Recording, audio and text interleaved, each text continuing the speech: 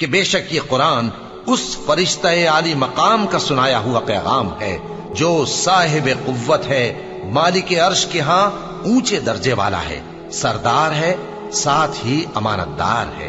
और मक्के वालों, तुम्हारे रफीक यानी हमारे पैगंबर सल्लल्लाहु अलैहि वसल्लम दीवाने नहीं हैं, और बेशक उन्होंने इस फरिश्ते को आसमान के खुले किनारे पर देखा है, और वो गैब की बातों के जाहिर करने में बखील नहीं, और ये किसी शैतान मरदूद का कलाम नहीं है।